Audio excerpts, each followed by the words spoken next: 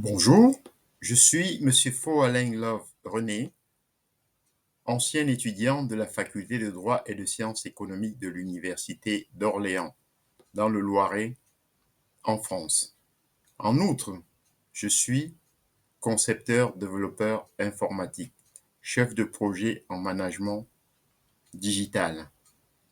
Aujourd'hui, dans le cadre du cours sur essai sur le principe de la population de l'économiste anglais Thomas Robert Malthus, nous allons voir le traitement de la pauvreté. En grand A, les lois sur les pauvres sont néfastes. En effet,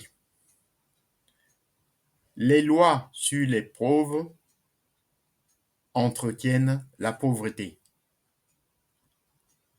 Les lois sur les pauvres, dont la principale fut votée en 1601, obligent les paroisses à secourir les indigents et à financer ces mesures par le prélèvement d'une taxe. Aux yeux de Thomas Robert Malthus, une telle pratique déresponsabilise ses bénéficiaires en leur laissant croire que d'autres qu'eux sont responsables de leur misère.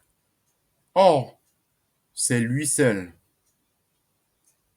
qui est digne de blâme. En cherchant à réduire la misère, les lois sur les pauvres la perpétuent. Un état d'égalité ne peut offrir des motifs d'activité suffisants pour vaincre la paresse naturelle de l'homme, pour l'engager à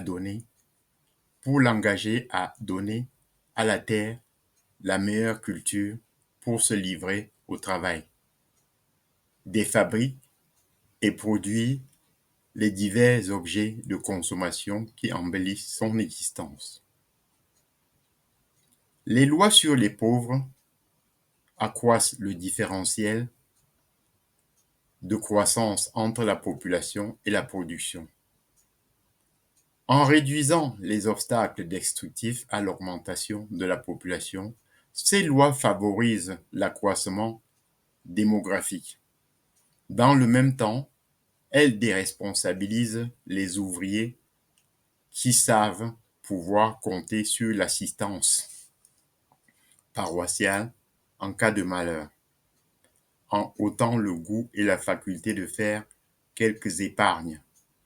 Ces lois enlèvent un des plus puissants motifs au travail et à la sobriété, la réduction de l'ardeur au travail et de l'épargne freine alors la croissance économique.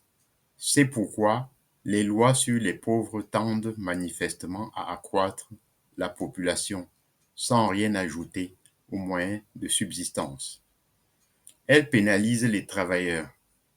Redistribuer de l'argent aux dirigeants sans augmenter la production entraîne une hausse du prix des denrées alimentaires qui réduit le pouvoir d'achat des ouvriers.